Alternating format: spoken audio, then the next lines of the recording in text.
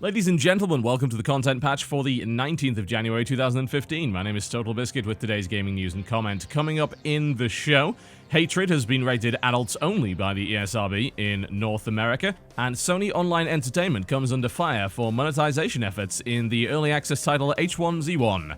All this in the OC Remix track of the day is coming your way right about now.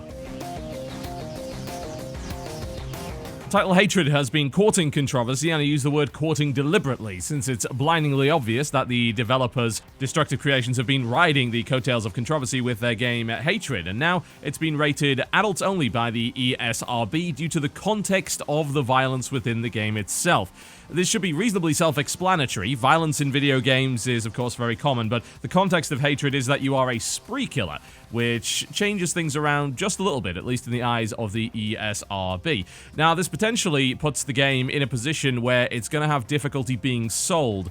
Now, on PC platforms, there are some distributors that will sell adults-only games, but Steam has historically not been one of them. Now, prior to this, of course, we had controversy when the title was pulled off of Greenlight and then reinstated by Gabe Newell himself in a very strange situation. But now it is entirely possible that Hatred will not be stocked on Steam whatsoever due to the adults-only rating. There will be other retailers who are willing to stock it, and of course the developer themselves can distribute it via their own website. However, this could limit the exposure of the title, and also it means the game will not be able to come to current generation consoles. In a statement, the developers say that they would prefer to get a standard M+ rating because with AO they have problems getting on consoles in the future, but on the other hand, I think you guys, our fans, would be disappointed with it. I suppose the question is at that point exactly what they need to do in order to get the game's rating back down again with the ESRB. A further question would be, will they actually decide to accept the rating in the first place? Because there are plenty of games on Steam which are actually not rated by the ESRB at all. The ESRB process obviously takes a little bit of time, and there are plenty of titles which elect not to go through with it and are able to get on Steam regardless. You will find plenty on the front page and many more besides, so it seems like it is possible that Hatred will attempt to simply disregard the rating and go unrated on Steam. However, one has to ask whether or not Steam would let that occur, because they now know that this is effectively an adults-only game, and up to this point, they have chosen not to stock adults-only games. One has to wonder, if I were to get a little bit conspiratorial, as to whether or not Gabe Newell actually saw this coming, knowing that if they went through the ESRB, it would end up with an adults-only rating, and Steam would then have a legitimate reason to pull the game from the store, because, again, they don't sell adults-only titles. It could be something of a watershed case, frankly, for the distributor, because there are plenty of violent titles available on Steam, including, of course, Postal, as we've mentioned before, which is not a satirical game. It is very much just a spree-killing game, and plenty more games besides that are laden with violence. The question is, I suppose, how far is Steam willing to go? Will they drop the adults-only hammer down on this one? They might, and the thing is, they can get away with it as well. I disagreed strongly with the game being pulled from Greenlight, because frankly, Valve had not played it, they didn't give the community their chance to actually use the system in the way that it was intended, and I felt that was unfair, so when it was resolved, I was very happy about that. However, if this is an adults-only game, then Steam is well within its rights. Not that it wasn't in the first place, but from a PR standpoint, it's well within its rights to say, nope, you can't be on our service. Which makes me wonder exactly why they bothered to go through the ESRB in the first place. Are they that committed to going onto consoles, for instance? Do they really need that ESRB rating in the United States? Because they don't need an ESRB rating to get onto a platform like Steam. So why would you submit your game in the first place? It is a voluntary process. This is not something that is enforced. Are they concerned about actually getting it onto store shelves, or are they really concerned about getting it onto consoles, one has to wonder. It seems like it may very well end up being a move that actually hurts them a great deal, which is why it really puzzles me that they did it in the first place. So this will be an interesting one for Valve. I think this time around, if they elect not to allow it onto Steam, they will have a good reason to do it, but it might be about time that Valve starts to talk seriously about the adults-only rating and whether or not a blanket ban on AO games is actually appropriate. We already have titles on the service which are either extremely violent or extremely sexual. There is a line, but the question is, where is that line drawn, and who ends up drawing it in the first place? Are Valve actually in a position where they have to really respect the ESRB? Probably not so much. I mean, they've gotten to the point where store shelves are completely irrelevant. Family values groups and so on and so forth are not going to have any real effect on them whatsoever. And they have a massive international audience that doesn't actually have to deal with the ESRB. The ESRB is a United States agency. They do not affect the majority of countries that Steam actually sells in. And I'm looking at something on the front page right now called Sakura Angels, which is all breasts. Good lord, that is a lot of breasts. That is a larger number of breasts than the average breasts quotient in an anime game or indeed any game. Steam is entirely fine with a lot of breasts and some sexual content to some degree, but where is the line drawn? And will Valve actually decide to implement its own guidelines? Will they respect the fact that Hatred was greenlit by a massive margin and incredibly quickly? Will they continue to respect that, or will they decide to pull the plug? They're in a better position now, I think, but they're also in a very important position because this, to me, is a watershed case. This is something which is going to set precedent in future. If my little conspiracy theory is correct, then Gabe is a very, very smart man indeed if he's put himself in a position where now they're able to reject Hatred based on the ESRB rating rather than having to arbitrarily pull it from green light, because I think a lot of people will respect Valve's decision not to put AO games on its servers. But frankly, I think that they should be looking into it.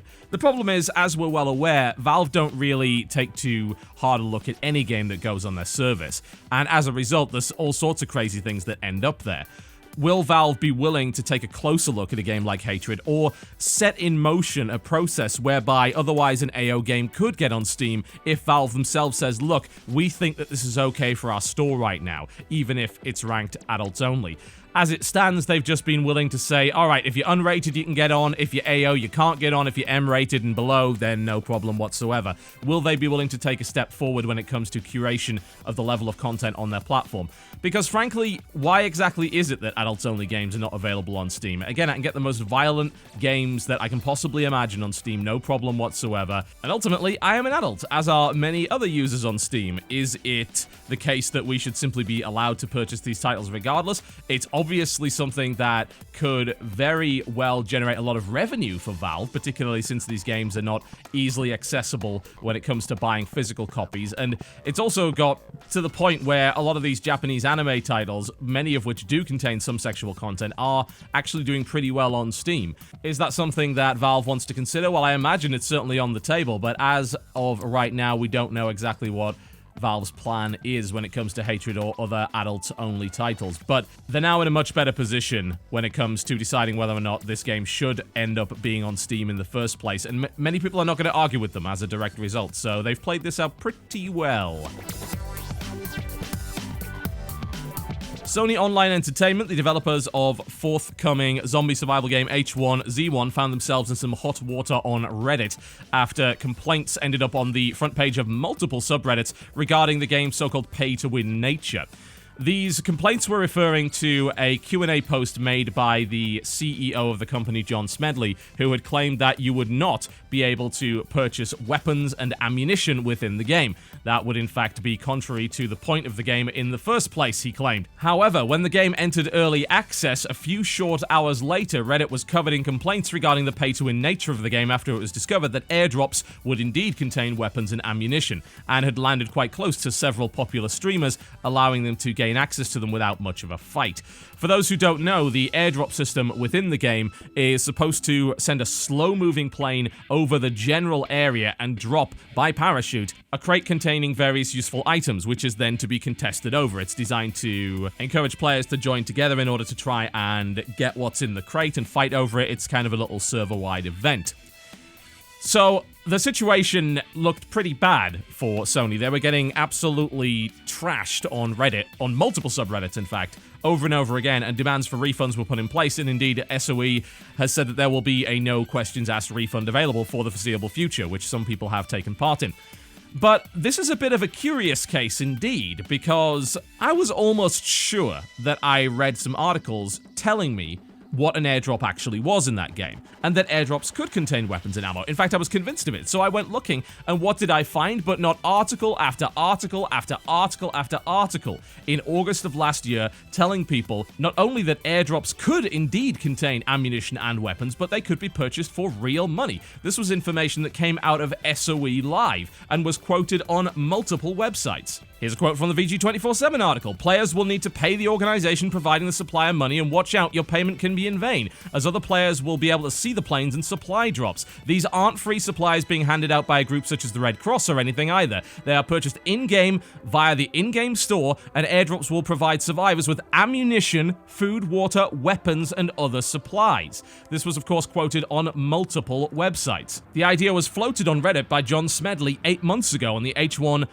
subreddit, where he claimed that an idea was discussed internally yesterday that we really like. It's simple. We will allow players to purchase airdrops of care packages like food and water. Before you judge, it goes to a random location. It's obvious to everyone in the area. Think of it like buying surprises for people in-game, and if you're lucky, you can try and get them yourselves. However, our real goal here is along the lines of the Hunger Games, a mad rush for supplies followed by a tense standoff. Basically, think of it as instant chaos. So what the hell happened here? Well, it seems to me like this is a messaging problem. It seems to me that airdrops were not considered pay-to-win by Sony, because they're supposed to drop pretty much anywhere, they're supposed to take an age to come down from the sky, they're supposed to be hotly contested. Buying an airdrop does not in any way guarantee you the contents of that airdrop. It is like, as he said, buying instant chaos. So when he claimed that you could not buy weapons and ammunition, he wasn't technically lying, it's just that he wasn't in any way clear about what he meant. You know, buying weapons and ammo indicates to me, oh, you throw down some money and you get some ammo and weapons instantly. That's what buying weapons and ammo is to me. It's not dropping a crate at a random point in the world and seeing whether or not you're able to get it without being shot in the face. That's entirely different. I think the problem comes in the fact that when some popular streamers used the airdrop system, they dropped very close to their location, which was not supposed to happen. It is worth noting, of course, that H1Z1 is in early access, and in many ways it's broken as hell, just like any other early access title. So, it seems to me that Sony Online Entertainment have yet another case of foot-in-mouth disease. They have messed up somewhat. They're a company that are very open, too much so, I think, with the audience, and have said things that have got them in trouble before. And currently, those playing SOE titles may very well be on edge due to the recent changes made to implants, which are, in my opinion, not good at all for PlanetSide 2, which have introduced something more of a pay-to-win nature. Again, it's a term that's very much abused in many different ways. A lot of people refer to even getting experience boosts as pay to win, which is complete nonsense. I mean, God's sake, how exactly do you think these games are supposed to survive when they're free to play?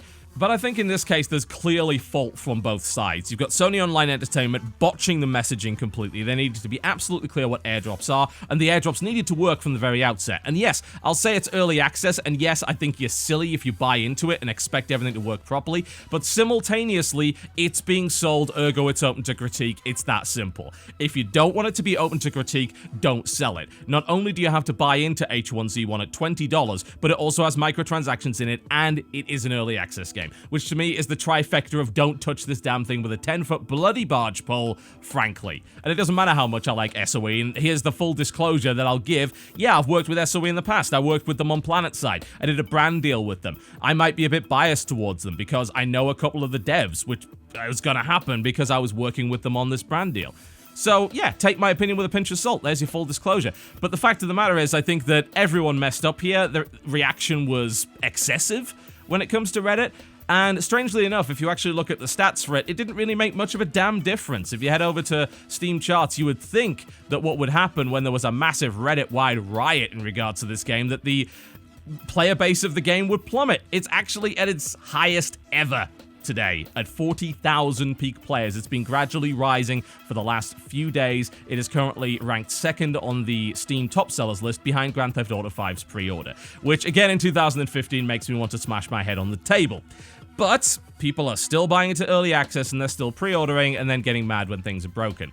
So, as consumer-friendly as I try to be, there is a degree of consumer responsibility, and I think that we should perhaps remember not to buy early access. Quit it! Please stop! I know it's January. There's not that many games out. But let's be honest, you got a big back catalog. Go play some of that! I bet there's loads of great games in your back catalog that you haven't played that are absolutely amazing. Hell, go buy Jedi Knight. It's 50% off right now. Jedi Knight's amazing. Go buy that. You don't need H1Z1 yet. Come on.